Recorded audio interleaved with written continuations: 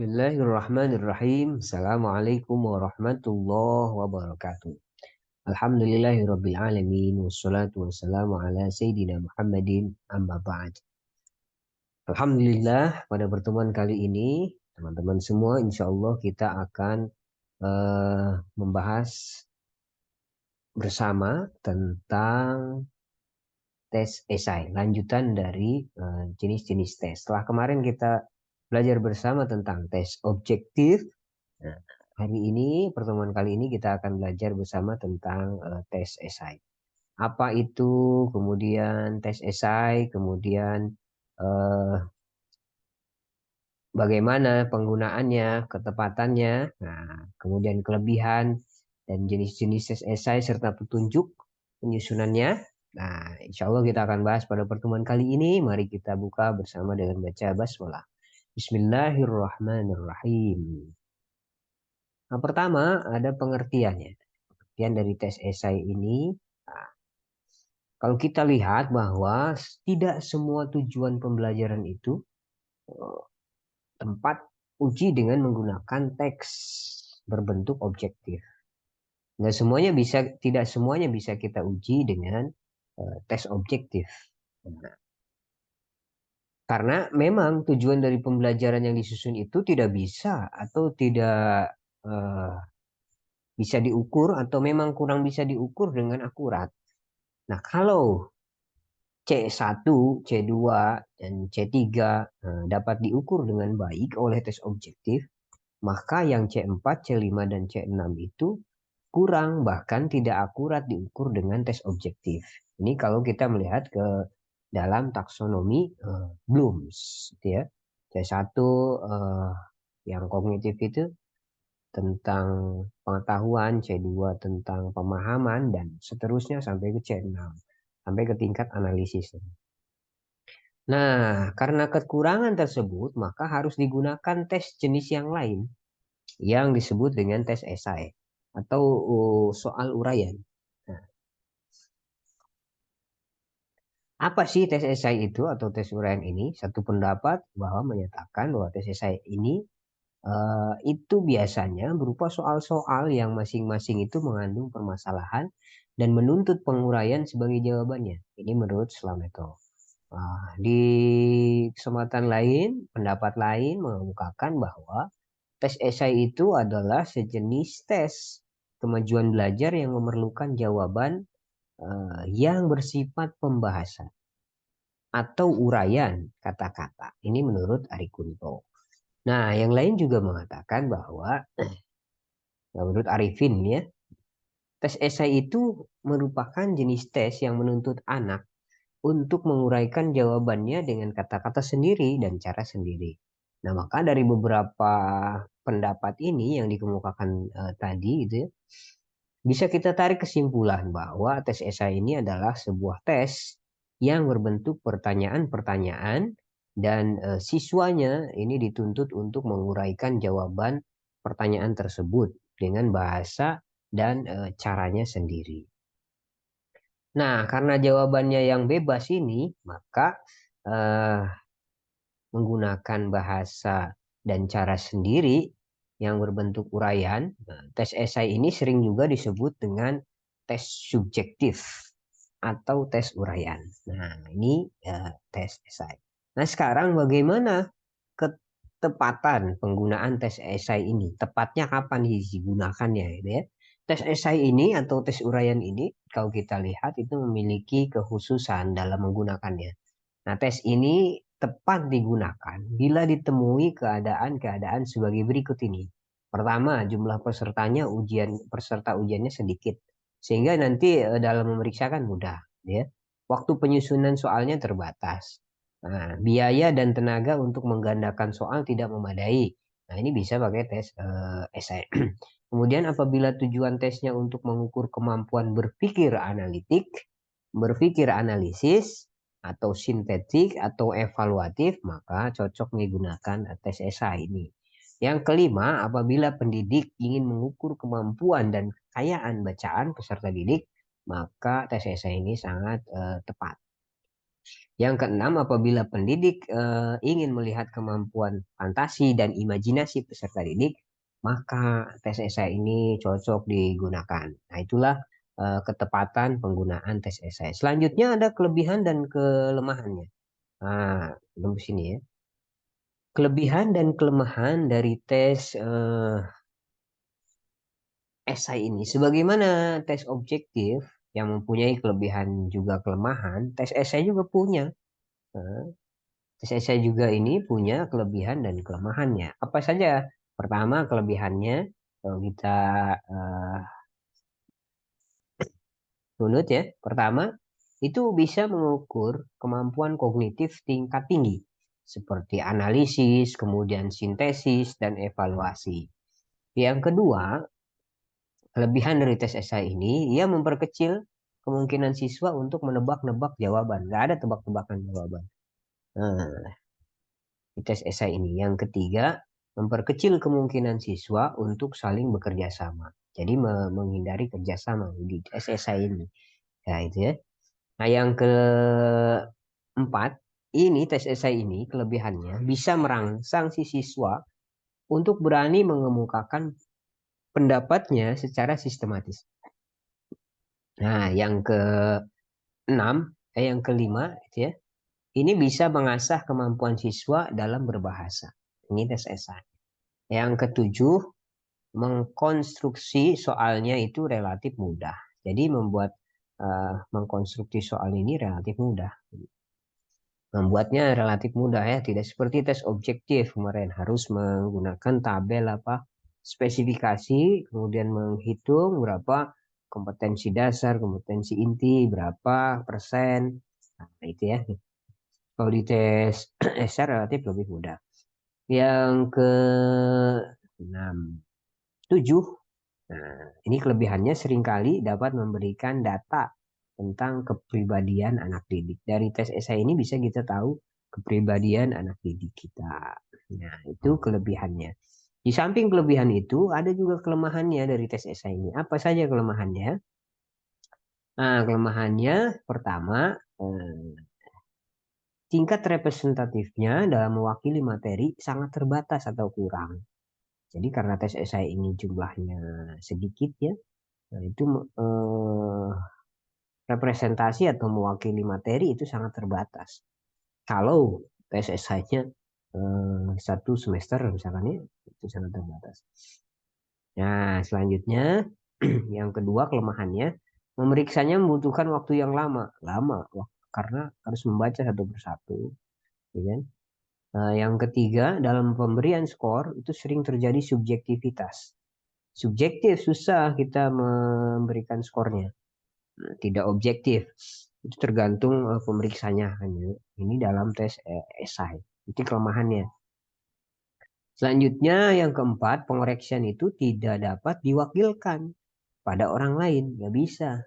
Karena yang tahu apa namanya kompetensi itu, jawaban itu ya guru yang bersangkutan itu. Maksud dari pertanyaan yang ditanya.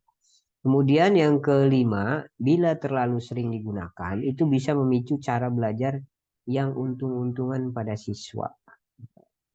Artinya apa nih? Ya, apa namanya? Untung-untungan di belajarnya itu. Nah, yang keenam, pada siswa yang kurang memiliki kecakapan dalam menggunakan bahasa tulisan, itu bisa terjadi kesulitan.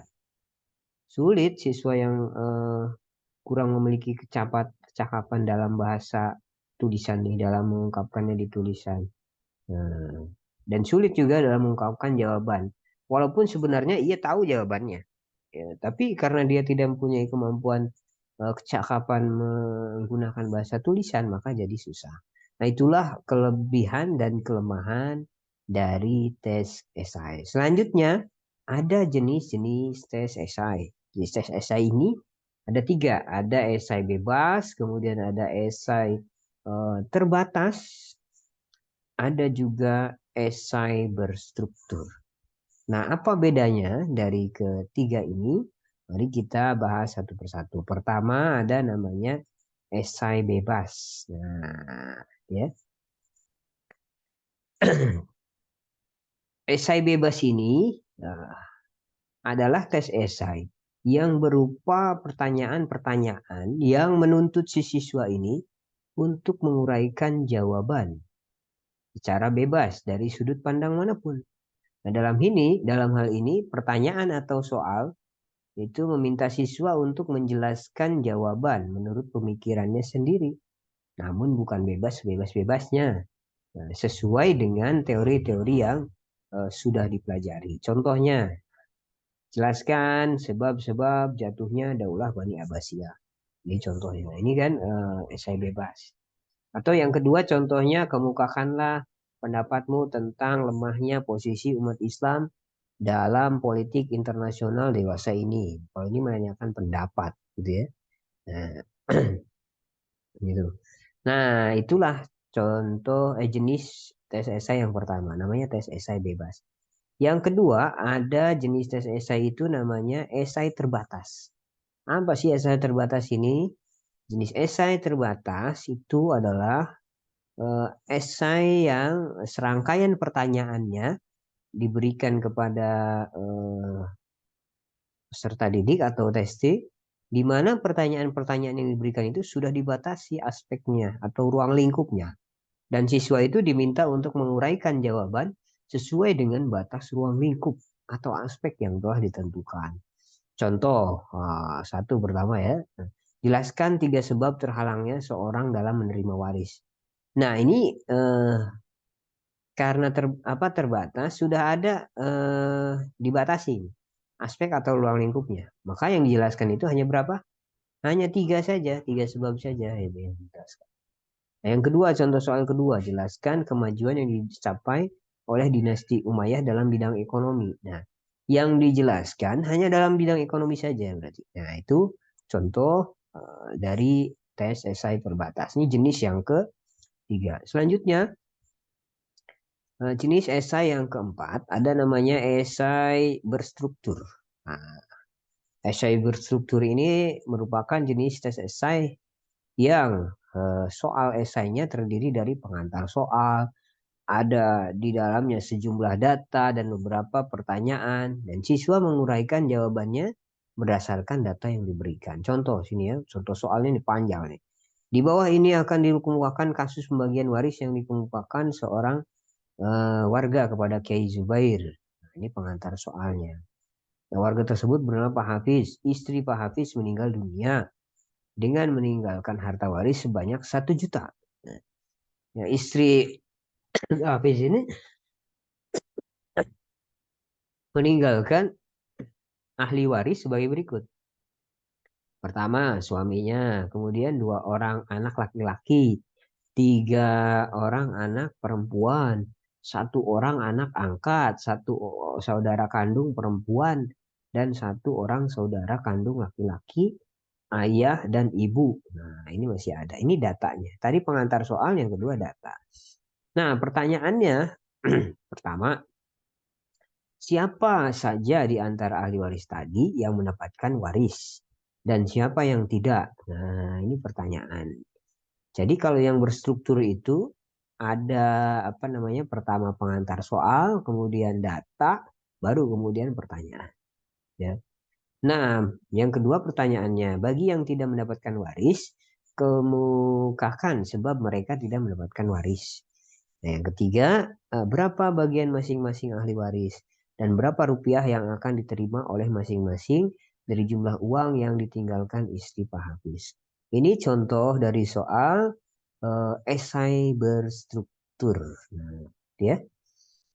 Selanjutnya, bagaimana petunjuk penyusunan di dalam tes apa namanya, esai ini?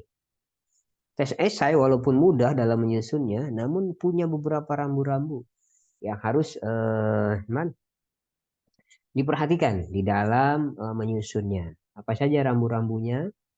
Dengan memperhatikan rambu-rambu ini, maka tes esai itu bisa diharapkan tersusun dengan baik. Di antaranya apa saja hal-hal yang harus diperhatikan? Pertama, gunakan bahasa yang benar. Jadi gunakan bahasa yang benar, yang ringkas dan jelas. Nah, yang kedua, Perintah soal harus menggunakan bahasa operasional yang sama dengan tujuan pembelajaran yang Anda susun. Karena pada dasarnya tes ini merupakan eh, alat untuk mengukur ketercapaian tujuan yang disusun. Pakai bahasa-bahasa operasional. Selanjutnya, yang ketiga, pertanyaan yang diberikan itu harus bersifat spesifik sehingga mudah dimengerti oleh siswa. Langsung spesifik pertanyaannya. Nah, yang selanjutnya, pertanyaan yang diberikan. Nah, jadi yang ketiga spesifik ya. Jangan ambigu. Nah, kalau ambigu itu nanti bisa multitafsir. Yang keempat, jangan menyuruh siswa untuk memilih beberapa soal dari sekumpulan soal yang ada. Karena hasil yang didapat siswa tidak bisa diperbandingkan. Ya. Ini di dalam tes esai. Kalau mau kasih, kasih semua. Gitu. Sama kan. Gitu. Karena besar kemungkinan siswa akan menjawab soal yang berbeda-beda. Gitu. Harus sama soal yang diberikannya. Yang kelima, pertanyaan yang harus menggambarkan model jawaban yang dikehendaki sedemikian rupa.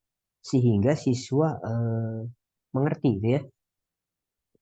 Jadi pertanyaannya itu harus menggambarkan model jawaban yang dikehendaki sedemikian rupa.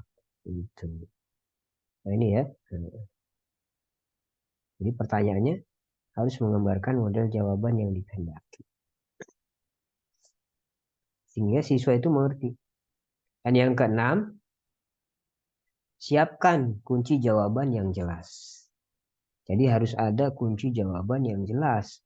Sehingga subjektivitas dalam penilaian itu dapat diminimalisir. Nah, ini yang keenam. Siapkan kunci jawaban yang jelas. Nah, demikianlah itu tata cara bagaimana pengembangan tes esai. Apabila seorang evaluator ingin dapat menyusun tes dengan baik, maka mau tidak mau hal-hal yang ini yang telah dikemukakan tadi harus kita perhatikan bersama. Nah, itulah teman-teman semua materi kita pada pertemuan kali ini tentang tes esai. Mudah-mudahan bermanfaat ya. Nah, mari kita aplikasikan dalam pembelajaran kita mengajar di kelas gitu ya. Dan mudah-mudahan ini kemudian menjadi eh, pemicu kita semua dalam untuk terus belajar dengan baik. Terima kasih, mohon maaf atas segala kesalahan. Mari kita tutup bersama dengan doa kifaratul majlis. Alhamdulillah. Alhamdulillahirabbil alamin. Subhanakallahumma bihamdika asyhadu an la ilaha illa anta astaghfiruka wa atubu ilaik. Terima kasih. Akhirul kalam. Assalamualaikum warahmatullahi wabarakatuh.